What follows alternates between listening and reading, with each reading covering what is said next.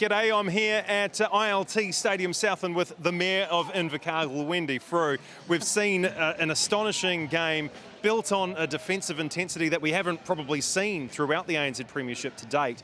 The Steel up by 5 at half-time, lose by 1, and it really did come down to the final minute, the game management. The Steel had the game for the winning. Yeah, they certainly had the game for the winning, so they'll be kicking themselves. I think about 40 seconds to go on the clock. Their centre pass, they really needed to score that quickly. Attacking-wise, they're not experienced enough to play the ball and play the clock down, so they'll be disappointed, but on the flip side of that, well done to the Pulse. They showed composure and their heads. They got the gain and won the game. Well, despite the fact that Steel lost, our MVP, our player of the match, was Kate Burley. We say this week in, week out, Wendy. Kate Burley always stands up in a beaten side. She did it again tonight. Yeah, 100%. I mean, she got MVP and she's in the losing side, but that was just part of her performance tonight. She's really been bringing it. 2 intercepts, 4 gains, and so many deflections, so much hands on the ball. She really brings it every game. She's been great in that Steel dress and a real good asset for the Steel defensive lineup.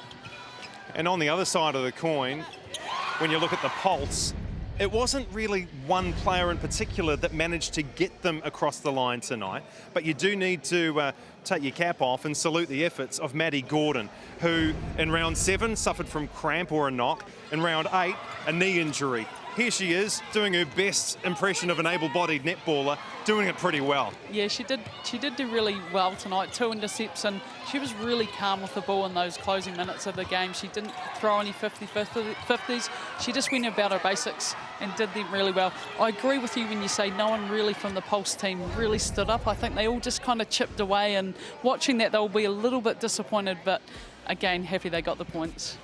Looking at the stats, Steel had more attempts, 52 to the Pulse's 49, so shooting stats just down for the Steel. And centre pass conversion, that is a highlight for the Steel, 71%. They've been sitting around that 50, so that's something they've improved on.